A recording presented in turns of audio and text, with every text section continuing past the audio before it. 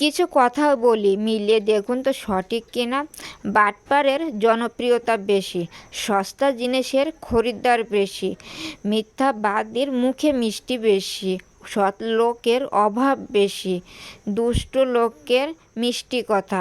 আসসালামু আলাইকুম। হ্যালো ভিয়াস, কেমন আছেন আপনারা? আশা করি আল্লাহ তাআলার অশেষ রহমতে ভালোই আছেন। আলহামদুলিল্লাহ, আমিও ভালো আছি। বরাবরের মতো চলে আসলাম আজ আপনাদের মাঝে নতুন দিনের নতুন আরেকটি ভিডিও নিয়ে। আমার ইউটিউব চ্যানেলের পক্ষ থেকে সকলকে জানাই আন্তরিক অভিনন্দন এবং মোবারকবাদ। চলুন তাহলে আজকের ভিডিওটি শুরু করা যাক। ভিউয়ার্স, আজকের ভিডিওটাও শুরু করলাম এই যে আমার শেষ সাব কিচেনটা গোছানোর থেকে।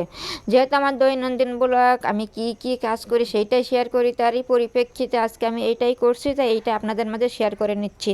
প্রথমে আমি একটা ফুল ঝাড়ু দিয়ে সুন্দরভাবে এই যে চুলার সামনের যে দেয়ালটা সেটা পরিষ্কার করে নিলাম। ওই যে মাকড়সা জাল বাঁধে, ওদের তো খেয়ে বসে কাজ নাই, আমাদের ঘরের ভিতরে ঘর তৈরি করে, আর সেটা ভেঙে দিতে আমার খুবই মায়া লাগে। কি করব, ভাঙতে তো হবে, ওরা যে আমাদের ঘরের সাথে ঘর করেছে, না ভাঙলে কি হয়।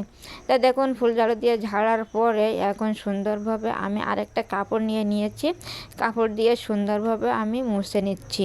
তা ভিউয়ার্স, আপনারা যারা আমার ভিডিওটা দেখা আরম্ভ করেছেন, এই পর্যন্ত দেখে এসেছেন, কিন্তু ছোট্ট একটি লাইক দিতে ভুলে গেছেন কিংবা দেন নাই, আপনাদের কাছে আমার একান্তই রিকোয়েস্ট, প্লিজ প্লিজ ভিউয়ার্স, অবশ্যই লাইক দিয়ে আমার ভিডিওটা কন্টিনিউ করুন, আর অবশ্যই আপনাদের মতামত কমেন্টের মাধ্যমে জানাবেন। ভিউয়ার্স, আপনাদের সাথে কথা বলছিলাম আর কিন্তু আমি এদিকে কাজ চালিয়ে যাচ্ছিলাম। দেখুন, আমার কিন্তু চুলাটাও মোছা শেষ, এখন সুন্দরভাবে সেট করে নিচ্ছি, এখন ফাইনাল মোছাটাও মুছে নিচ্ছি। তা ভিউয়ার্স, অবশ্যই কিন্তু মন্তব্য জানাতে ভুল করবেন না। এখন আমার ডান সাইডে যে জায়গাগুলো আছে সেগুলো আমি পরিষ্কার করে নিয়ে, এবারে দেখতেই পাচ্ছেন থালা বাসন সব আমি এক জায়গায় গুছাই রাখছিলাম, যেহেতু পরিষ্কার করে তারপরে রাখবো, তাই আমি এখন এক এক করে যেটার জায়গা যেখানে সেইখানে সেইটা রেখে দিচ্ছি গুছাই। যেহেতু এগুলো বড় বড় বোল্ট, এগুলো তো র্যাকে রাখা যাবে না, সেই তো এগুলো এই সামসেটে রেখে দিচ্ছি। তারপরে এই যে কাঁচের যে কাপগুলোও আছে, এগুলো ওখানে রাখা ডিস্টার্ব হয়, তাই এগুলো এখানে রেখে নিলাম। অর্থাৎ আমার কিচেনের পাশে যেখানে রাখতে হয় সেটা সেখানে রেখে, এবার র্যাকে যেগুলো রাখতে হয় সেগুলো রেখে নিচ্ছি। প্রথমে চামচগুলো দিয়ে দিলাম, এইবারে গ্লাসগুলো দিয়ে দিচ্ছি। যেহেতু আমরা একদম সাধারণ ফ্যামিলি, বুঝলেন, কিছুই মানে তেমন কোনো আসবাবপত্র নাই কিছু রাখার, তারপরে যেটুকুই আছে সেইটুকুর ভিতরে গোছগাছ করে রেখে দেই, বুঝলেন। বেশ, অবশ্যই একটু কিন্তু সাপোর্ট করবেন আর মন্তব্যটা অবশ্যই জানাবেন। এই দেখুন, এক এক করে থালা বাসন সব কিছু আমি গুছিয়ে রাখছিলাম, যেহেতু ওইটা যখন পরিষ্কার করেছিলাম সব কিছুই আমি এক সাইডে রেখে দিয়েছিলাম। এখন সুন্দরভাবে পরিষ্কার করে এখান থেকে আমি চলে যাব। আবার ওই যে একটু ঢেকে দিতে হয়, আমার র্যাকের ঘুমটা দিয়ে দিতে হয়, বুঝলেন ভিউয়ার্স, তাই একটু ঘুমটা আবার টেনে দিলাম। তারপরে এই যে সেই দিন দেখাইছিলাম যে কিছু ওড়না ছিল আমার, এগুলো শিফনের ওড়না, এগুলো হিসাবে ব্যবহার করা যায়, তাই সব কয়টা আমি এক জায়গায় করে তারপরে সেদিনকে পরিষ্কার করছিলাম। তা এখনও গোছানো হয় নাই, তাই আমি এখন এক এক করে সব কয়টা ভাঁজ করে গুছিয়ে রাখবো। যেহেতু আমি সকালবেলায় একই সাথে ঘরের কাজকাম করি আর কাপড় চোপড়গুলো গুছিয়ে রাখি, এইগুলো কালকে গোছানোর কথা ছিল কিন্তু কালকে হয় নাই, তাই আজকে আমি গুছিয়ে নিচ্ছি। যেহেতু এগুলো সুন্দরভাবে আমি ওই হিসাবে ব্যবহার করতে পারবো, বোরকার উপরে পরা যাবে, তাই আমার এগুলো খুবই পছন্দ, তাই আমি এগুলো পরিষ্কার করে আবারও গুছিয়ে নিচ্ছি। তা ভিউয়ার্স, এক একটা ওড়না দেখুন তো কেমন সুন্দরভাবে ভাঁজ করে নিচ্ছি। তা ভিউয়ার্স, আপনারা কি বিরক্ত হচ্ছেন আমার কাজে? কারণ আমি কাজ করি খুব ধীর স্থিরভাবে, আর এখানে অনেকগুলি ওড়না, বুঝেছেন, 5টা 7টা ওড়না ভাঁজ করতেও তো একটু সময় লাগবে। যেহেতু আমি খুব ধীর স্থিরভাবে কাজ করি, আপনাদেরও তো অত ধৈর্য নাই দেখার, তারপরেও কি করব, দেখাতে তো হয় দৈনন্দিন কাজ। তা ভিউয়ার্স, আপনারা লক্ষ্য করে বলুন তো আপনাদের কাছে কোন কালারের ওড়নাটা সবথেকে বেশি পছন্দ হয়েছে। আমার সব কয়টাই ওড়নাই আমার খুবই পছন্দের, সেই জন্য সব কয়টা আমি এক জায়গায় করে রাখছিলাম। এই দেখুন, সব কয়টা আমি একটা একটা করে দেখিয়ে দিচ্ছি, কোন কালারটা আপনাদের কাছে পছন্দের সেইটা একটু বলবেন। যেহেতু জানি যে আমার ঘরের ভিতরে একটু সমস্যা হচ্ছে লাইটিং নাই, তারপরেও যদি বুঝতে পারেন তাহলে অবশ্যই জানাবেন। এইগুলো দেখেন সবগুলো আমি এক জায়গায় করে নিয়েছি। তারপরে এবার দেখা যাক কি আজকে বাজার নিয়ে আসলো হচ্ছে আজকে পালং শাকগুলো ভিউয়ার্স দেখেছেন আমার থেকেও বড় বড়। তারপরে নিয়ে আসছে পেঁপের অবস্থা দেখেন ভিউয়ার্স, কি অবস্থা, কি ময়লা রে আল্লাহ, কি ময়লা করে রেখেছে। কারণ পেঁপের গায়ে আটা থাকে আর রেখেছে কোথায় তা তো জানি না। বাজারে কি পরিমাণে ময়লা, এনে হাত দিতেও ইচ্ছা করছে না। কী করবো, কেন পানি লোড করতে দিয়েছিলাম, বাজারটা বের করে আমি এখন চুপায় রাখছিলাম পানি দিয়ে অনেকক্ষণ, তারপরে উঠছে না। পেঁপের গায়ে যেহেতু আটা থাকে আর ময়লাটা কি জড়াইছে তা সে দেখুন।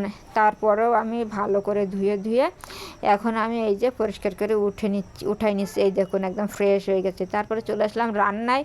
ওই যে আমার থেকে যে পালং শাকগুলো বড় ছিল সেইগুলো এখন এই যে মশলা পানি গরম করে এখন দিয়ে দিচ্ছি চুলার সেই পানির উপরে। তা ভিউয়ার্স, আপনারা কি পালং শাক পছন্দ করেন? যেহেতু এখন শীতের সিজন, পালং শাক অ্যাভেলেবেল পাওয়া যাচ্ছে। আর পালং শাকে এত পরিমাণে পুষ্টি, এইটা যদি প্রতিদিনই খাওয়া হয় তাও মানে কোনো মানে পড়বে না, মানে বিরূপ প্রতিক্রিয়া পড়বে না, বুঝলেন?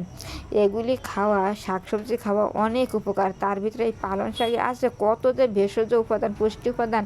আপনারা যদি সম্ভব হয় প্রতিদিনই খাবেন। আমি কিন্তু খাই না প্রতিদিন, আমি সে অ্যাডভাইস দিচ্ছি আপনাদের, কারণ অ্যাডভাইস দিতে তো কোনো সময় লাগে না, পয়সাও লাগে না, মুখ দিয়ে বের করে দিলাম অ্যাডভাইস হয়ে গেল। তাই দেখুন ভিউয়ার্স, তারপরে যে শাকগুলো সিদ্ধ করার পরে এখন তেলের পরে দিয়ে দিলাম। তেলের পরে দিয়ে একটু নাড়াচাড়া করছি, কারণ এটা তেলের পরে দিয়ে তো একটু ভাজতে হবে, বুঝলেন ভিউয়ার্স? সবাই তো জানেন যে তেলের পরে দিয়ে একটু ভাজতে হয়। এখন যতক্ষণ পর্যন্ত তেলটা ছুপ না করে ততক্ষণ আমি নাড়াচাড়া করে ভাজতেই থাকবো, কারণ শাকটা একটু বেশি পরিমাণে ভাজতে হয়। ভাজলে তেলটা তখন শুষে নেবে, তখন খেতে অত্যন্ত মজা লাগে। তাই শাকটা বেশিক্ষণ ধরে ভাজবো। কিন্তু আপনাদের তো ধৈর্য নয় দেখার, আর আমারও তো ধৈর্য নয় দেখানোর, কারণ অনেক বড় হয়ে যাচ্ছে ভিডিওটা। তাই এই যে ফাইনাল লুকটা দেখিয়ে দিলাম কেমন হয়েছে। আর কে কে এইভাবে শাকটা খেতে পছন্দ করেন, কে কীভাবে খান এই শাকের রেসিপিটা অবশ্যই একটু কমেন্টের মাধ্যমে জানাবেন। তারপরে আজকে রান্না করা হবে তেলাপিয়া মাছ। তাই সেগুলো ধুয়ে বেছে ম্যারিনেট করে রাখা হয়েছিল। না ভাজলে কি রান্না করা চলবে? তাই এখন ফ্রাই প্যান গরম করে এক এক করে দিয়ে দিচ্ছি সেই মাছের পিসগুলা। এখন একে লাল লাল করে ভেজে নেবো। দেখতেই পাচ্ছেন ভিউয়ার্স, জায়গা কীভাবে ঠেলে এক একজন জায়গা বের করে নিচ্ছে, মানে এক একটা মাছ এক এক জায়গা ছিল, সে ঠেলে জায়গা বের করে নিল। তারপরে দেখুন ভিউয়ার্স, সেই পেঁপে দুটোর অবস্থায় কি, একটা পেঁপে তো অলরেডি একদম পেকে যাওয়ার মতো হয়ে গেছে। তা কী করব, সেটাও তো রান্না করতে হবে। কত সুন্দর হয়েছে। তাই যে কাঁচা পাকা পেঁপে একসঙ্গে মিক্সড করে এখন রান্না শুরু করে দেবো। যেহেতু আজকে একটা পাকা পেঁপে আছে, খেতে কিন্তু অনেক মজাই হবে। আর আমি কি করি জানেন ভিউয়ার্স, যদি পেঁপে এইরকমই পাকা থাকে, হালকা পাকা থাকে, কিন্তু সেইটা আমি শুধু খেয়ে নেই, অনেকটা কিন্তু খেয়ে নিয়েছি। তো যাই হোক, এখন কষাই নিলাম, কষাই নিয়ে এখন একটু ঢেকে দিতে হবে।